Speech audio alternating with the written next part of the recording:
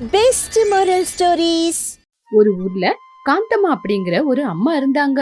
அவங்களுக்கு அந்த ஊர்ல கொஞ்சம் வயலும் ஒரு வீடும் இருந்தது. காந்தம்மாவுக்கு ரவி அப்படிங்கிற ஒரே ஒரு பையன் இருந்தான். ரவி பக்கத்துல இருக்கிற பட்டணத்துல ஒரு நல்ல வேலையை செஞ்சுக்கிட்டு பணத்தை சம்பாதிச்சு அந்த பணத்தை கொண்டு வந்து அவங்க அம்மா கையில குடுத்துக்கிட்டு இருந்தான். ரவிக்கு சுஜாதா அப்படிங்கிற ஒரு பொண்ணு கூட கல்யாணம் நடந்தது. சுஜாதா ரொம்ப புத்திசாலியான பொண்ணு, ரொம்ப பொறுமை, அதே மாதிரி நேரத்துக்கு ஏத்த மாதிரி வேலை செஞ்சுக்கிட்டு பொழைச்சுக்கிட்டு இருந்தா.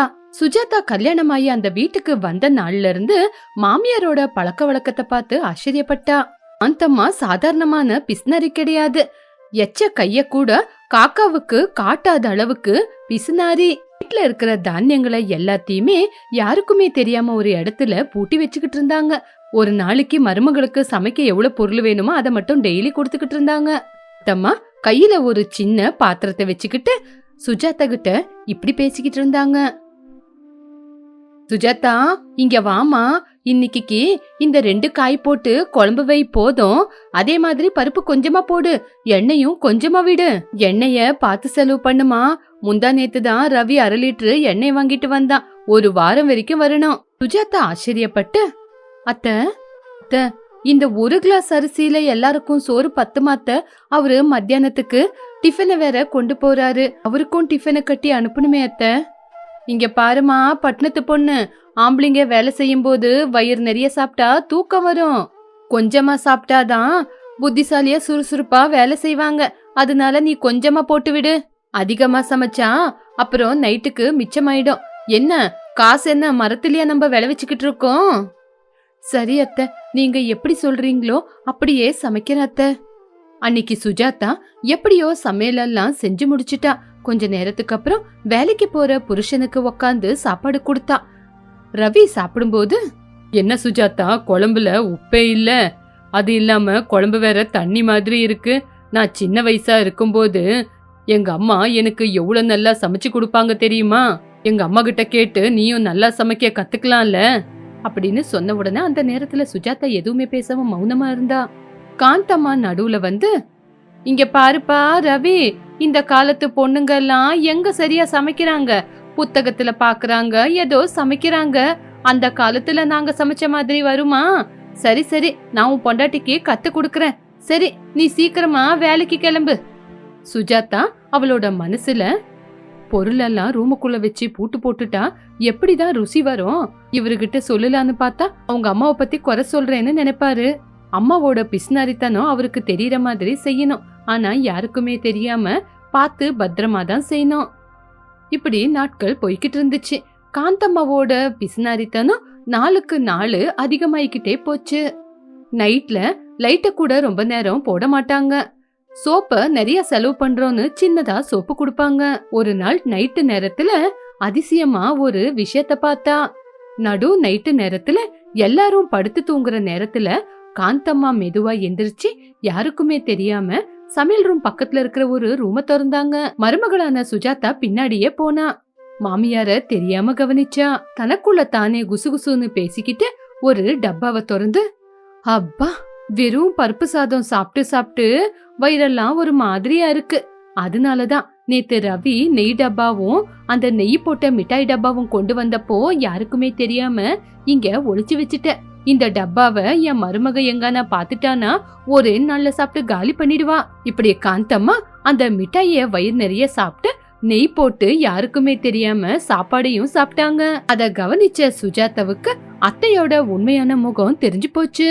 தன்னோட மருமக வயிறு நிறைய சாப்பிடலதானோ தான் மட்டும் வயிறு நிறைய நல்ல ருசியா சாப்பிடணும்னு யோசிக்கிறாங்க அப்படின்னு. அத்தை எப்பேற்பட்டவங்கன்னு புரிஞ்சுக்கிட்டா. சுஜாதா தனக்குள்ள தானே, ஓஹோ, இதுதான விஷயம். என்ன வீட்டுக்கு பொறுப்பா இருக்க சொல்லிட்டு எல்லாரும் தூங்குனதுக்கு அப்புறம் நட்டு ராத்திரியில எந்திரிச்சு யாருக்குமே தெரியாம நெய் விட்டுக்கிட்டு சாப்பிடுறாங்க. இதுதான் சிக்கனமா? இதுக்கு ஏதாவது ஒரு பரிகாரத்தை செஞ்சே ஆகணும் அப்படின்னு யோசிச்சா. இப்படி ஒரு வாரத்திலேயே பண்டிகை ஆரம்பமாச்சு. வீட்ல பண்டிகையோட கொண்டாட்டம். அம்மா, இன்னைக்கு பண்டிகை இல்லையா? இந்தாங்கம்மா 5000 ரூபாய் காசை கொண்டு போய் நீங்களும் சுஜாதாவும் உங்களுக்கு தேவையான துணிமணி எல்லாம் எடுத்துக்கிட்டு வீட்ல சமைக்கிறதுக்கு பொருளெல்லாம் வாங்கிட்டு வந்துருங்க. எனக்கு வெளியே வேலை இருக்கு, முடிச்சிட்டு மத்தியானம் வந்துடுறேன். சரிப்பா, நீ போயிட்டு வா. நான் வீட்ல இருந்துகிட்டு எல்லாத்தையும் ரொம்ப பத்திரமா பாதுகாப்பா பாத்துக்கிறேன் அப்படின்னு சொல்லி காந்தம்மா பையன் போனதுக்கு அப்புறம் காசை கொண்டு வந்து பெட்டியில மூடி வச்சாங்க. காந்தம்மா அவங்களோட பழைய பெட்டியில இருந்து ஒரு புடவை எடுத்து, இங்க பாருமா சுஜாதா, இது என்னோட பட்டு புடவை. என்னோட அண்ணன் பையன் கல்யாணத்துக்கு தான் ஒரே ஒரு தடவை கட்டியிருக்கேன். இந்த புடவைய நீ கட்டிக்கோ. எதுக்காக புது புடவை வாங்குறது? சும்மா எதுக்காக காசு செலவு பண்றது? சேர்த்து வைக்கலாம்ல. அந்த காசை வட்டிக்கு விட்டா கொஞ்சம் லாபம் வரும். ரொம்ப நல்லா இருக்கத்த. நீங்க என் மேல பாசம் வச்சுக்கிட்டு இந்த புடவை எனக்கு கொடுத்தப்போ நான் கட்டாம விட்டுருவேனா? ஆனா பண்டிகை இல்லையா? இன்னைக்காவது சமையல்ல பாயசம், வடை, அப்பளம்னு செய்யலாமா? உங்க புள்ளைக்கு வடைன்னா ரொம்ப பிடிக்கும். எல்லாமே செஞ்சுட்டா அப்புறம் காசு மொத்தமும் செலவாயிடும். ஏன்னா வெல்லம், பருப்பு எல்லாமே வேணும்ல. சேமியா பாயசம் செய், அதே போதும். சரிங்க அத்தை. இப்படி இருக்கும்போது சமையல கூட அத்தையோட பேச்ச கேட்டு ரொம்ப சாதாரணமா தான் செஞ்சா. மத்தியான நேரத்துல ரவி சாப்பாட்டுக்கு வந்தான். சாப்பாட்டுக்கு வரும்போது கூட அவனோட மாமனையும் கூட்டிட்டு வந்தான். ராமையா அந்த ஊருக்கே பெரிய மனுஷன். ராமையா அப்படின்னு அந்த ஊருக்குள்ள எல்லாருக்கும் ஒரு மரியாதை. அம்மா, இங்க பாருங்க யாரு வந்திருக்காங்கன்னு. இவரை நான் வழியில பார்த்தேன். பண்டிகை அன்னைக்கு நம்ம வீட்லயே சாப்பிட்டு போங்க அப்படின்னு தான் கூட்டிட்டு வந்தேன். காந்தம்மா உள்ளுக்குள்ளே சிரிச்சுக்கிட்டு, வாங்கண்ணே வாங்க, எவ்வளோ நாளாச்சு உங்களை பார்த்து. உள்ள வாங்கண்ணே, உக்காருங்க. என்னம்மா காந்தம்மா, எப்படிமா இருக்க? உன் புள்ள மருமக உன்னை நல்லா பாத்துக்கிறாங்களா? வரும்போது என் தோட்டத்துல இருந்து கொஞ்சம் மாங்காய் பழம், கொஞ்சம் நெய் எல்லாமே உனக்காக கொண்டு வந்திருக்கேன். காந்தம்மா அந்த பொருளை எல்லாத்தையும் எடுத்து வச்சுக்கிட்டு, ஐயோ என்னத்துக்கண்ணே சும்மா இதெல்லாம் எடுத்துட்டு வந்தீங்க? வீட்ல எல்லாமே இருக்கே. சரி, நான் போய் சமையல பாக்குறேன் அப்படின்னு காந்தம்மா அங்கிருந்து கிளம்பி மருமக கிட்ட போய் கிச்சன்ல, ஏமா சுஜாதா, இந்த மனுஷன் இந்த நேரத்துல நம்ம வீட்டுக்கு வரலன்னா என்னாச்சு? இப்போ வீட்டுக்கு வேற வந்துட்டாரு. தடபுடலுன்னு சமைச்சு போடல அப்படின்னா இவரு ஊருக்குள்ள போய் வாய்க்கு வந்த மாதிரி சொல்லுவாரு. பரவாயில்லத்த, இவரை நான் பாத்துக்கிறேன். நீங்க போய் பெரிய மாமாக்கு சாப்பாடு எடுத்து வைங்க. சரிங்க அத்தை, நீங்க போய் பெரிய மாமனார்கிட்ட பேசுங்க, நான் வந்து பரிமாறுறேன். அப்படி சொன்ன உடனே காந்தம்மா அங்கிருந்து கிளம்பி போயிட்டாங்க. கொஞ்ச நேரத்துக்கு அப்புறம் சுஜாதா எல்லாருக்கும் பரிமாறினா. வாழை இலைய போட்டு வெத்த சோறு, பொரியல், அப்பளம் இது எல்லாத்தையும் வாழை இலையில வச்சா. ராமையா இலைய பார்த்து ஆச்சரியப்பட்டாரு. ரவியும் அந்த இலைய பார்த்து ரொம்ப அவமானப்பட்டாரு. என்ன சுஜாதா இது? நான் வீட்ல இருந்து வெளியே போகும்போது உங்ககிட்ட காசை கொடுத்து உங்களுக்கு தேவையான பொருளுங்க, துணிமணிங்க எல்லாம் வாங்கிக்கிங்கன்னு சொல்லிட்டு தானே போனேன். ஆனா இப்ப கூட இவ்வளோ பழைய துணியே போட்டுக்கிட்டு இருக்கீங்க. ஏன் உங்களுக்கு துணி வாங்க காசு பத்தலையா என்ன? எங்களை மன்னிச்சிடுங்க. இதுல என்னோட தப்பு, அத்தையோட தப்புன்னு எதுவுமே இல்ல. இது எல்லாமே நம்ம அத்தை செய்யற ஒரு விரதத்துக்காகத்தான். விரதமா? என்னம்மா காந்தம்மா, என்னது அந்த விரதம்? ஆமாங்கய்யா, எங்க மாமியாரு ஒரு வாரத்துக்கு முன்னாடியே சாமி கிட்ட ஒரு வேண்டுதலை வேண்டிக்கிட்டு இருக்காங்க. என் பையனும் மருமகளும் எப்பவுமே நல்லா இருக்கணும். இந்த தடவை பண்டிகைக்கு நான் புது புடவை வாங்க மாட்டேன். உங்ககிட்ட இருக்கிற பட்டு புடவைய கொடுத்து என் மருமகளை கட்ட சொல்லுவேன்னு. எங்க வீட்டுல இருக்கிற நெய், பருப்பு, மிட்டாயி எல்லாத்தையுமே உன் பூஜை அறையிலேயே வச்சு பூட்டு போடுறேன். எங்க வீட்டுக்கு யாராவது பெரியவங்க கௌரவபூர்வமா யாராவது வந்தா உங்களுக்கு ஸ்வயமா என் கையிலேயே நெய், மிட்டாயி, பழம் எல்லாத்தையும் நானே பரிமாறி அதுக்கப்புறமா தான் நாங்க சாப்பிடுவோன்னு வேண்டிக்கிட்டு இருக்காங்க. உடனே காந்தம்மாவோட முகம் மாறி போய், அப்படியா? நானா? எப்போ? மாமியார் அப்படி கேட்ட உடனே சுஜாதா நடுவுல, ஆமா பெரியவரே, எங்க அத்தை அந்த பொருளுங்களை நாங்க எங்க எடுத்து உபயோகப்படுத்திக்குவோன்னு நைட்டு நேரத்துல கூட தூங்காம அந்த சாவிய தன்னோட இடுப்புலயே வச்சுக்கிட்டு திரிறாங்க. அதுக்காக தான் அந்த பருப்பு, மிட்டாயி, எண்ணெய் எல்லாத்தையும் பூஜை அறையில எடுத்து வச்சிருக்காங்க. இன்னைக்கு நீங்களாவே சாக்ஷாத் எங்க வீட்டுக்கு வந்தது எங்களோட அதிர்ஷ்டம். இன்னையோட எங்க அத்தையோட விரதம் பூர்த்தி ஆகுது. என்ன அத்தை, அந்த ரூம்ல நீங்க எடுத்து வச்சிருக்கிற பருப்பு, நெய், மிட்டாயி இது எல்லாத்தையும் உங்க கையால சித்தப்பாக்கு கொடுத்து உங்க விரதத்தை தீர்த்துக்குங்க. ராமையா ரொம்ப சந்தோஷமா, என்ன காந்தம்மா இவ்வளோ பெரிய வேலையை செஞ்சிருக்கியா? பசங்க நல்லா இருக்கணும் அப்படின்னு இவ்வளோ கடினமான விரதத்தை இருந்திருக்கியா? எல்லாரும் மாதிரி நானும் உன்னை பிசுனாரின்னு நினைச்சேன். ஆனா உன் மனசு கடல் மாதிரி. இன்னைக்கு நான் உன்னை பத்தி புரிஞ்சுக்கிட்டேன். நான் இன்னைக்கு ரொம்ப சந்தோஷமா இருக்கம்மா. போய் நீ எடுத்து வச்ச பொருளுங்களெல்லாம் கொண்டு வாமா. உன் கையால பரிமாறினாதான் இன்னைக்கு நான் சாப்பிடுவேன். ரவி சந்தோஷமா, அம்மா உங்க மனசு எனக்கு இப்பதான் புரிஞ்சது. நீங்க எவ்வளவு பெரிய மனசுக்காரங்கம்மா. சீக்கிரமா போய் கொண்டு வாங்க. அந்த வார்த்தையை கேட்ட உடனே காந்தம்மாவோட நிலைமை தண்ணில விழுந்த எலி மாதிரி ஆயிடுச்சு. தன்னோட அண்ணன் முன்னாடி, தன்னோட பையன் முன்னாடி தன்னோட மரியாதை பூர்த்தியா போயிடுச்சு. பிஸ்னாரி குணம் வெளியே தெரிய ஆரம்பிச்சது. வேற விதியே இல்லாம உடனே காந்தம்மா பூஜை அறைக்குள்ள போய் இவ்வளவு நாள் அவங்க எடுத்து வச்ச பழம், பருப்பு, நெய், மிட்டாயி அப்படின்னு எல்லாருக்கும் எடுத்து வச்சு பரிமாறினாங்க. எல்லாரும் வயிறு நிறைய நல்லா சாப்பிட்டு ராமையா எல்லாரையும் ஆசீர்வாதம் பண்ணி ஊருக்கு கிளம்பி போனாரு. அவரு போனதுக்கு அப்புறம் காந்தம்மா சுஜாதாவை கோவமா பார்த்து பக்கத்திலேயே ரவி வேற நின்னுருந்தான். என்ன வேலை செஞ்சிட்டுடி, இத்தனை நாளா நான் எடுத்து வச்ச பொருளை என் கையால எல்லாருக்கும் பரிமாற வச்சுட்டல. என்ன சுஜாதா, அம்மா சொல்றது உண்மையா? இன்னைக்கு விரதம் இல்லையா? இல்லங்க, எந்த விதமான விரதத்தையும் இருக்குல்லங்க. ஆனா அவங்க செய்யறது மட்டும் கடினமான ஒரு வேலை. வீட்ல எல்லா பொருளும் இருந்தாலும் அவங்களோட பிஸ்னாரி தனத்தினால நம்மளுக்கு சரியா சமைக்க விடாம நம்மள பசிலேயே போடுறாங்க. புது புடவை வாங்கி கூட கட்ட விட மாட்டேங்கிறாங்க. ராத்திரி நேரத்துல யாருக்குமே தெரியாம தனியா அந்த ரூமுக்குள்ள போய் அவங்க சாப்பிடுறாங்க. இன்னைக்கு பெரியவரு நம்ம வீட்டுக்கு வந்தாரு. அவருக்கு நம்ம சரியா சாப்பாடு போடலனா ஊருக்குள்ள போய் நம்ம மரியாதை போகாதா? உங்களை பத்தி அத்தை பத்தி தப்பா பேச மாட்டாரா?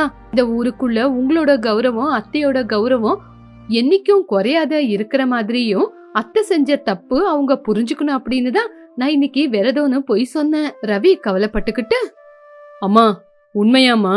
நைட்டு பகலு அப்படின்னு இல்லாம நான் கஷ்டப்பட்டு சம்பாதிக்கிறது நம்ம 3 பேருக்கு தானம்மா. நம்மளுக்கு இல்லாதது வேற யாருக்குமா? நீங்க இப்படி பண்ணுவீங்கன்னு நான் யோசிக்கவே இல்ல. சுஜாதாவோட இந்த குணத்தால இன்னைக்கு நம்ம மரியாதைய நம்ம காப்பாத்திக்கிட்டோம்.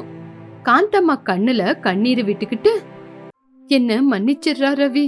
பணத்து மேல இருக்கிற ஆசையால நான் பெத்த பையனையே இன்னைக்கு பசியில இருக்க வச்சிட்டேன். கையில எவ்வளவுதான் பணம் இருந்தாலும் சாப்பிட சாப்பாடு இல்லாம, கட்டுறதுக்கு துணிமணி இல்லாம சேர்த்து வச்சு என்ன லாபம்? சுஜாதா, என்ன மன்னிச்சிடுமா. வீட்டுக்கு வந்த மருமக மகாலட்சுமின்னு சொல்லுவாங்க. என்னோட கௌரவம் போவாம ரொம்ப சுலபமா நான் செஞ்ச தப்ப எனக்கு தெரியற மாதிரி செஞ்சிட்டேன். இதுக்கப்புறம் இந்த வீட்டு பொறுப்பு, இந்த வீட்டு சாவி எல்லாமே உங்ககிட்ட தான். சுஜாதா சிரிச்சுக்கிட்டே மாமியாரோட கைய பிடிச்சுக்கிட்டு, அத்தை நீங்க கவலைப்படாதீங்க. நீங்க பெரியவங்க. நம்ம எப்பவுமே சந்தோஷமா ஒத்துமையா வாழலாம். இப்படி அன்னையிலிருந்து காந்தம்மா தன்னோட மருமக கிட்ட பிஸ்னாரி தனம் இல்லாம ரொம்ப சந்தோஷமா வாழ ஆரம்பிச்சாங்க. சுஜாதா அவளோட புத்திசாலி தனத்தினால மாமியாரோட மனச மாத்தி அவளோட குடும்பத்தை எச்சரிக்கையா பாத்துக்கிட்டா. இந்த கதை மூலியமா நம்ம தெரிஞ்சுக்க வேண்டிய விஷயம் என்னன்னா, நம்மளோட பிஸ்னாரித்தனம் நம்ம மரியாதையை எடுத்துரும். நம்மளோட பொறுமை, நம்பிக்கை எப்பேற்பட்டவங்கள கூட மாத்திரும். சம்சாரத்தை சந்தோஷமா இருக்க வைக்கும். சாந்தி நகரம் பச்சை பசேல்னு இருக்கிற வயலுக்கும் சில்லுன்னு வர காத்துக்கும் வச்ச பேரு. அந்த ஊர்ல இருக்கிற ஒட்டு வீட்ல ராமாராவ், சாந்தி வாழ்ந்துகிட்டு இருந்தாங்க. ராமாராவ் ரொம்ப கஷ்டப்படுறவன். வெயிலு, காத்து, மழைன்னு இல்லாம வேலை செய்வான். பேருக்கு ஏத்த மாதிரியே லக்ஷ்மி ரொம்ப நல்ல குணம். கடவுள் அவளுக்கு கொடுத்திருக்கிறது ஒரே ஒரு குறை, அதுதான் மறைவு. சாதாரணமான மறைவு இல்ல. கையில ஒரு பொருளை வச்சுக்கிட்டே எல்லா இடமும் தேடுவா. ஒரு கேள்விக்கு பதில கேட்டா அவ கேட்ட கேள்வியையே மறந்துருவா. ஒரு நாள் ராமாராவ் கெணத்துக்கிட்ட குளிச்சு முடிச்சிட்டு அவன் வீட்டுக்குள்ள வந்தான்.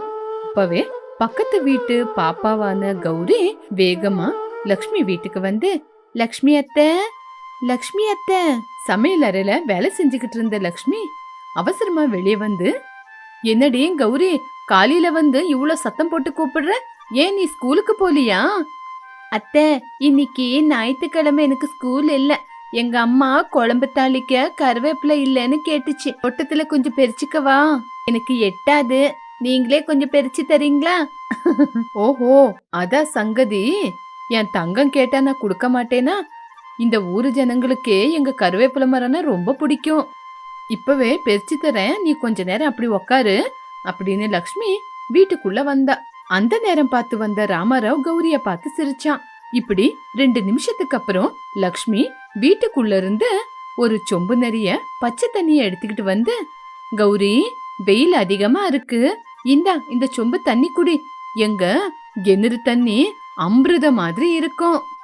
கௌரி ஆச்சரியப்பட்டு லக்ஷ்மியையும் கையில இருக்கிற சொம்பும் பார்த்து சிரிச்சுக்கிட்டே, ஐயோ அத்தை, நான் உங்ககிட்ட கேட்டது கருவேப்பிலை. என்ன ஒரு ஞாபக மறதியோ. ஐயோ, எங்க அம்மா என்ன திட்டுவாங்க, நான் கிளம்புறேன். இப்படி கௌரி அவங்க அம்மா திட்டுவாங்கன்னு வீட்டுக்கு கிளம்பி போயிட்டா. அத பார்த்த ராமாராவ் உடனே வெளியே வந்து, ஐயோ லக்ஷ்மி, உனக்கு என்னடியாச்சு? இந்த குழந்தை கேட்டது என்ன, நீ செஞ்சது என்ன? சின்ன குழந்தைங்க கிட்ட கூட அவங்க கேட்டதை செய்ய மாட்டியா? உன்னால என் மரியாதை போகுது.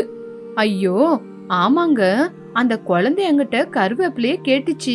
நான் சமையல் ரூமுக்கு போன உடனே குடத்தை பார்த்தேனா, அந்த குழந்தை தண்ணியை தான் கேட்டிருக்கோன்னு குழந்தைக்கு தண்ணி கொண்டு வந்தேன். இப்படி பேசிக்கிட்டு இருக்கும் போதே சமையல் அறையில இருந்து சொயின்னு ஒரு சத்தம், புகை வெளியே வந்துகிட்டு இருந்துச்சு. ஐயோ லக்ஷ்மி, அடுப்புல பாலை வச்சிருந்தியா? ஒரே வாசனையா வருது, வா அப்படின்னு அவங்க 2 பேரும் வீட்டுக்குள்ள ஓடி வந்து பார்த்தாங்க. லக்ஷ்மி புருஷன் பின்னாடியே வந்தா. வந்து பார்த்தா பாலு பொங்கி போய் அடுப்பு அமிஞ்சு போயிருந்துச்சு. அந்த புகையோட வாசனை வீடு முழுக்க இருந்தது. அவன் கோபத்தோட வெளியே வந்து, எப்பவுமே உன் வேலை இதுதானா? பாலு பொங்கி போய் அடுப்பே அமிஞ்சு போச்சு பாரு. நான் வெளியே எவ்வளவு கஷ்டப்படுறேன்னு உனக்கு தெரியுமா? இந்த பால் வாங்குறதுக்கு எவ்வளவு கஷ்டம் இருக்குன்னாவது உனக்கு தெரியுமா? உண்மையிலேயே உன்னோட தலையில என்னதான் இருக்கு? ஆமாங்க, நேத்து கூட இப்படிதாங்க. பக்கத்து வீட்டு கௌரியோட அம்மா ஏதோ நேத்து என்கிட்ட பேசிட்டு இருந்தாங்க. நான் பால் பொங்குனதே கவனிக்கல. பாலெல்லாம் பொங்கி போய் அடுப்பே அமிஞ்சு போச்சு. அந்த நேரம் பார்த்து அங்க வந்த சரஸ்வதி, ஆமாங்கண்ண, லக்ஷ்மிக்கு ரொம்பவே ஞாபக மருதி. ஆனா என்ன பண்றது? ஆனா லக்ஷ்மி ரொம்ப நல்லவ. என்கிட்ட சர்க்கரைய கேட்டுட்டு உப்பு டப்பாவை தூக்கிட்டு வந்துட்டா. ஆனா என்ன பண்றது, இதெல்லாம் சின்ன சின்ன விஷயம். சீக்கிரமா சரியாயிடுவா, மன்னிச்சிடுங்க. சரஸ்வதியோட பேச்ச கேட்கும்போது அவனோட கோவம் ஆறி போல, அதுக்கு பதிலா அவனோட கோவம் அதிகமாச்சு. முந்தானேத்து என்ன பண்ண தெரியுமா? என்னோட செருப்ப எங்க போட்டானே தெரியல. 2 நாளா நான் வெறும் காலோட நடந்துகிட்டு இருந்தேன். இன்னைக்கு பாலு, நாளைக்கு என்ன பண்ண போறேன்னு தெரியல. மறுநாள் ராமாராவ் ரொம்ப கோவமா ரெடி ஆனா. அது எதுக்குன்னா, அன்னைக்கு அவன் அவனோட முதலாளி கிட்ட வாங்கின கடத்தை தீக்கிறதுக்கு கடைசி நாள். இப்படி அவனோட விளைச்சல் சரியா வரலனா கூட வீட்டுல இருக்கிற பழைய பொருளுங்க, கொஞ்சம் தானியம் எல்லாத்தையும் வித்து 50,000 ரூபாய் சம்பாதிச்சான். லக்ஷ்மி, நான் இப்போ கிளம்புறேன். ஆமா, சொன்ன மாதிரி சைக்கிள் சாவிய எங்க வச்ச? சைக்கிள் சாவியா? ஆமா, அத நான் எங்க வச்சேன்? ஒண்ணு சாமி போட்டோ முன்னாடி, இல்லனா அங்கதான் எங்கேயாவது மாட்டி வச்சிருப்பேன் அப்படின்னு சொன்ன உடனே ராமாராவ் வந்து சாமி போட்டோ பின்னாடி, வெளிய, ஜன்னலுக்கு பக்கத்துல அப்படின்னு எல்லா பக்கமும் தேடினான். லக்ஷ்மி, என்னால முடியல. ஒரு சாவிய கூட உன்னால பத்திரமா வைக்க முடியாதா? அதே சமயத்துல இடுப்புல தொங்குற சாவிய பார்த்து லக்ஷ்மி, ஐயோ என்னங்க, சாவி இங்கதான் இருக்கு. காலையில பீருவா சாவி கூட சேர்த்து நான் சைக்கிள் சாவியையும் இடுப்புலயே சொருவிக்கிட்டு இருக்கேன், இந்தாங்க. ராமாராவ் கோவமா சைக்கிள் கிட்ட வந்து மறுபடியும் கோவமா அவனோட பொண்டாட்டிய கூப்பிட்டான். லக்ஷ்மி, நான் சொல்றத சரியா கேட்டுக்கோ. நம்ம முதலாளி இருக்காருல்ல, அவரு மத்தியான நேரத்துல கடன் கேட்க வருவாரு. நான் வர கொஞ்சம் நேரமாயிடும். நான் பணத்தை எங்க வச்சிருக்கேன்னு தெரியும்ல, அத பத்திரமா எடுத்து கொடுத்துரு. தெரியுங்க. பின்னாடி பள்ளம் தோண்டி மண்ணுக்கடியில தானே வச்சிருக்கீங்க, மத்தியானமே சொன்னீங்களே. ஆமா ஆமா, எங்கேயாவது மறந்துடாத, அதுக்கப்புறம் பெரிய பிரச்சனை ஆயிடும். ஐயா அடுத்த தடவை கடன் கொடுக்க மாட்டாரு. நம்மளோட வயலையே அவரு பேருக்கு எழுதிக்குவாரு. சரிங்க, ஞாபகமா கொடுத்துறேன். நீங்க கவலைப்படாம போங்க. ராமாராவ் வயலுக்கு போயிட்டான். லக்ஷ்மி வீட்டு வேலையிலேயே முழுங்கிட்டான். இருந்தாலும் அவ புருஷன் சொன்னது மட்டும் அவளுக்கு ஞாபகத்திலேயே இருந்தது. அன்னைக்கு மத்தியானம் பயங்கரமா வெயில் அடிச்சுக்கிட்டு இருந்தது. வீட்டு வாசல்ல யாரோ சத்தமா கதவை தட்டுற மாதிரி இருந்தது. லக்ஷ்மி வெளியே வந்தா. அவ முன்னாடி வீரைய வந்து நின்னு இருந்தாரு. ஏமா லக்ஷ்மி, உன் வீட்டுக்காரரு ராமாராவ் எங்க காணோம்? ஐயா, அவரு வயலுக்கு போயிருக்காருங்க ஐயா. வாங்க, அவர் வந்துருவாரு. நான் உட்கார வரலமா, இந்த தடவை கடனை அடிச்சிடுறேன்னு உங்க வீட்டுக்காரரு சொன்னாருன்னு முதலாளி சொன்னாரு. இன்னைக்குதான் உங்க வீட்டுக்காரருக்கு கொடுத்த கடைசி நாள். இன்னைக்கு காசை கொடுக்கறாரா இல்ல நாளைக்கு இடத்த ஜப்தி பண்ணட்டுமா? அந்த வார்த்தையை கேட்ட உடனே லக்ஷ்மி ஷாக் ஆனா. அவ புருஷன் சொன்னது அவளுக்கு ஞாபகம் வந்துச்சு. இருங்க இருங்க, இப்ப வந்துடுறேன், கொஞ்சம் நில்லுங்க. அந்த நேரம் பார்த்து லக்ஷ்மி வீட்டுக்கு பின்னாடி போனா. அங்க இருக்கிற மண்ணை தோண்டுனா அங்க எதுவுமே இல்ல. லக்ஷ்மி ரொம்ப கவலைப்பட்டு, அட என்ன இங்கதானே நேத்து வச்சாரு, ஆனா இப்ப பார்த்தா காணோம். அதுக்குள்ள அங்க வீட்டு வாசல்ல இருந்து வீரையா கத்திக்கிட்டு இருந்தான். அவளுக்கு வீரையாவோட குரல் கேட்டது.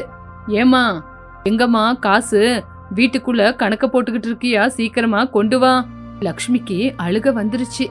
அவ அழுந்துகிட்டே வெளிய வந்து, அண்ணன் அது வந்து அப்படின்னு பேசிக்கிட்டு இருக்கும்போது ராமராவ் வந்தான். வீரையாவை பார்த்து சிரிச்சுக்கிட்டே, ஐயா வந்துட்டீங்களா?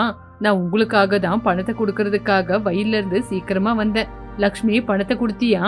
அந்த நேரம் பார்த்தா லக்ஷ்மி எதுவுமே பேசாம மௌனமா இருந்தா. லக்ஷ்மி என்னாச்சு? பணத்தை கொடுக்கலையா? அங்கதானே வச்சிருந்தேன். லக்ஷ்மி பயத்துல நடுங்கிக்கிட்டு, இல்லங்க, இப்பதாங்க பார்த்தேன், அந்த மண்ணுக்கடியில எதுவுமே இல்லங்க. இந்த நேரத்துல ராமாராவுக்கு கோபம் நெத்திக்கேறிச்சு. அது எப்படி இல்லாம போவோம்? நேத்து என்னோட கையில நான் தானே அந்த இடத்துல வச்சேன். இந்த வீட்ல காசு இருக்கிறது யாருக்குமே தெரியாது. ஆமா, என்ன பண்ண சொல்லு. ஏன்பா ராமாராவ், நாடகம் ஆடிக்கிட்டு இருக்கீங்களா? காசு இல்லேன்னு அங்க வச்சேன் இங்க வச்சேன்னு பொய் சொல்றீங்களா? முதலாளிக்கு மட்டும் கோவம் வந்தா என்ன ஆகும்னு தெரியும்ல. ஐயோ ஐயா, இருங்க ஐயா, நானே ஒரு தடவை போய் பார்த்துட்டு வரேன் அப்படின்னு ராமாராவ் பின்னாடி வாசலுக்கு வந்து அங்க மண்ணை நோண்டி பார்த்தான். ஆனா உண்மையிலே அங்க எதுவுமே இருக்கல. ராமாராவ் கோவமா வெளியே வந்தான். லக்ஷ்மி, உண்மையை சொல்லு, அந்த காசை எங்க வச்ச?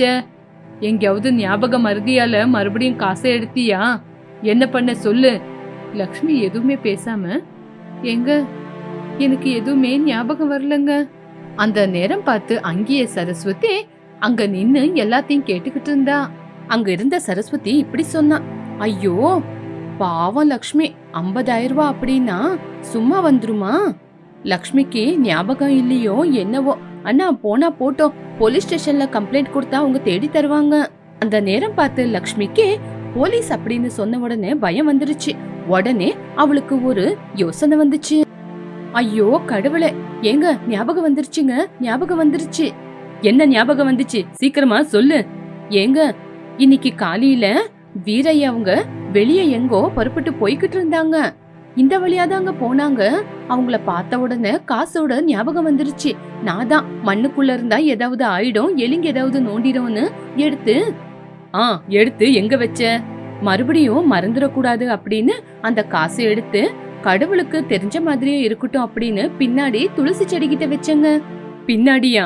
பின்னாடி கோழி குஞ்சுங்கெல்லாம் போய்கிட்டு இருக்கோம். அது மட்டுமா, மழை கூட வந்துச்சு, கொஞ்சம் நனைஞ்சிருக்கும் போல. அங்க வச்சா எப்படி? அப்படி சொல்லி ராமாராவ் சீக்கிரமா பின்னாடி இருக்கிற துளசி செடி கிட்ட வந்து துளசி செடியோட மண்ணு, அந்த துளசி செடியவே நோண்டி எல்லாத்தையும் ஆழமா பார்த்தாலும் அங்க காசு இருக்கல, வெறும் மண்ணுதான் இருந்தது. ஐயோ, 50,000 ரூபாய் பணம் இங்க வச்சேன்னு சொன்னியே, இப்ப இங்க கூட இல்ல.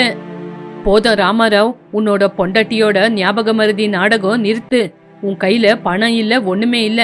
நாளைக்கு ஐயா வந்து பஞ்சாயத்தைய கூட்ட போறாரு. உன்னோட வயல நீ மறந்துரு. இப்படி உங்க எல்லாம் பேசிக்கிறது அந்த வழியா போற சூரையா தாத்தா கேட்டு அங்க வந்தாரு. அவருதான் அந்த ஊரு ஜனங்களுக்கே ஒரு வழி நடத்து. என்ன ராமாராவ், எதுக்கு அப்படி கத்திக்கிட்டு இருக்க? நீ கத்துறது ரோட்டு வரைக்கும் கேக்குது தெரியுமா? லக்ஷ்மிக்கு அந்த அளவுக்கு பயம் கொடுக்காத. தாத்தா பாருங்க தாத்தா, நான் எவ்வளோ கஷ்டப்படுறேன். வீரையவுக்கு கொடுக்க வேண்டிய காசை இவகிட்ட தான் கொடுத்தேங்க ஐயா. இவ எங்க வச்சானே தெரியல. இப்போ அவரு முன்னாடி என் மரியாதை போகுது. இல்லங்க தாத்தா, இவங்க ஞாபக மருதி அப்படின்னு பணத்தை எங்க ஒளிச்சு வச்சுட்டு நாடகம் ஆடுறாங்க. சூரையா தாத்தா வீரையாவ கோவமா பார்த்தாரு.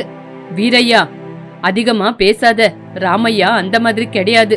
ஏதோ ஒரு தப்பு நடந்திருக்கு. கொஞ்ச நேரம் அப்படி திண்ணையில உட்காந்து யோசி. லக்ஷ்மி ஞாபக மருதிக்காரி தான், ஆனா அவ்வளோ பொறுப்பில்லாத பொண்ணெல்லாம் கிடையாது. அவசரத்துல எடுக்கிற எந்த ஒரு முடிவும் தெளிவானதில்லைன்னு தெரிஞ்சுக்கோ. காசோட அருமை அவளுக்கு தெரியாதா? பொறுமையா உக்காந்து யோசி. அந்த மண்ணுக்கடியில காசை வைக்கிற அப்படின்னு நீ லக்ஷ்மிக்கு சொன்னியா? ஆமாங்க தாத்தா, நேத்து நைட்டு கூட அவகிட்ட சொன்னேன். இன்னைக்கு காலையில நான் வேலைக்கு கிளம்பும் போது கூட அவகிட்ட சொன்னேன் அப்படின்னு சொல்லும் போதே அவனுக்கு ஒரு மாதிரியா இருந்தது. ராமாராவ் கொஞ்ச நேரம் கண்ணை மூடி நைட்டு நடந்ததெல்லாம் யோசிச்சுக்கிட்டு இருந்தான். உடனே அவன் நிதானமா அவனோட பார்வை லக்ஷ்மி மேல போச்சு. லக்ஷ்மி கண்ணீர் விட்டுக்கிட்டு இருந்தா. உடனே அவன், லக்ஷ்மி அழுவாதடி, இது எல்லாமே என்னாலதானங்க, என்னோட ஞாபக மறதி தான் எல்லாத்துக்கும் காரணம். இல்ல லக்ஷ்மி, இன்னைக்கு உன்னோட ஞாபக மறதினால பிரச்சனை இல்ல, என்னோட ஞாபக மறதினாலதான் பிரச்சனை. எல்லாரும் ஆச்சரியமா ராமாராவ பார்த்தாங்க. சரஸ்வதி கூட இத பாத்துக்கிட்டு இருந்தா. நேத்து நைட்டு படுத்து தூங்குறதுக்கு முன்னாடி எனக்கு ஒரு ஞாபகம் வந்தது. அந்த மண்ணுக்கடியில பணத்தை வைக்கிறோமே, பணம் ஏதாவது நனைஞ்சு போச்சுன்னா, மண்ணுல ஏதாவது ஆபத்து வந்துருச்சுன்னா, திருடங்க யாராவது வந்து பணத்தை எடுத்துட்டு போயிட்டாங்க. நானு அதுக்குதான் நீ படுத்து தூங்குனதுக்கு அப்புறம் நான் மெதுவா எந்திரிச்சு போய் அந்த மண்ணுக்கடியில இருந்து காசு எடுத்துட்டு வந்து பீர்வாக்குள்ள வச்சிருக்கேன். அந்த பீர்வா சாவி கூட என் தலகாணி கடியில தான் இருக்கு. காலையில எந்திரிச்ச அவசரத்துல, வேலைக்கு போற அவசரத்துல உங்ககிட்ட சொல்லல. நேத்து நைட்டு எடுத்து வச்ச காசு காலையில எந்திரிக்கும் போது நானே மறந்துட்டேன். ராமாராவ் பேசிக்கிட்டு இருக்கும்போது எல்லாருமே மௌனமா இருந்தாங்க. வீரையா கூட ஆச்சரியப்பட்டான். அது என்னங்க நீங்க எடுத்து வச்ச காசை நீங்க ஏங்க மறந்தீங்க? சரி போனா போட்டோம், காசு எப்படியும் கிடைச்சதே அப்படின்னு சொன்னாலும் அவ மூஞ்சில ஏதோ ஒரு சந்தேகம் இருந்தது. ஏங்க, அப்போ நான் துளசி கட்டையில என்ன எடுத்து வச்சேன்? எனக்கு நல்லா ஞாபகம் இருக்குங்க, நான் ஏதோ எடுத்து வச்சேங்க. அதுதான் எனக்கும் சந்தேகமா இருக்கு. பீர்வால காசு இருந்தா துளசி செடி கிட்ட நீ என்ன எடுத்து வச்சிருப்ப? என்னங்க, ஞாபகம் வந்துருச்சு. இந்த பக்கம் காலையில வீரையா போகும்போது நான் போய் அந்த பணத்தை அவர்கிட்ட குடுக்கலான்னு அந்த மண்ணை தோண்டி பார்த்தேன். ஆனா அங்க காசு இருக்குல்லங்க. எனக்கு நெஞ்சே வெடிக்கிற மாதிரி இருந்தது. நீங்க இன்னும் கஷ்டப்படக்கூடாதுன்னு, அந்த பணம் போன விஷயம் உங்களுக்கு தெரியக்கூடாதுன்னு என்னோட செயினை கழட்டி அதை வச்சு காசை கொடுத்துடலான்னு அந்த செயினை தாங்க நான் ஒரு இலையில சுத்தி அந்த துளசி செடி கடியில வச்சேன். அந்த வார்த்தையை கேட்ட உடனே ராமாராவ் உடனே துளசி செடியில இருக்கிற மண்ணை எல்லாம் தோண்டி பார்க்கும்போது ஒரு இலையில ஒரு சின்ன டாலர் பார்த்தான். அதை பார்த்து அவன் கண்ணீரை விட்டான். மன்னிச்சிடுங்க வீரையா, இது என் பொண்டாட்டியோட தப்பு இல்ல, என்னோட தப்பு. இந்தாங்க உங்களுக்கு சேர வேண்டிய பணம். மனுஷனா பிறந்ததுக்கு அப்புறம் ஞாபக மறதி அதெல்லாம் சகஜதான். ஆனா உன்னோட பொண்டாட்டியோட ஞாபக மறதி பின்னாடி உன் மேல எவ்வளோ பாசத்தை வச்சிருக்கான்னு பாரு.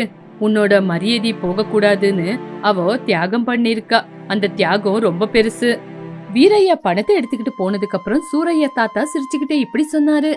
பாத்தியா ராமாராவ், உன் பொண்டாட்டி ஒரு ஞாபக மருதின்னு சொல்ற, ஆனா அவ உன் மேல வச்சிருக்கிற பாசம் எவ்வளோ பெருசுன்னு பாரு. நீ இனிமே அந்த சரஸ்வதி பேச்செல்லாம் கேட்டு உன் பொண்டாட்டிய குறைச்சல எடை போடாத.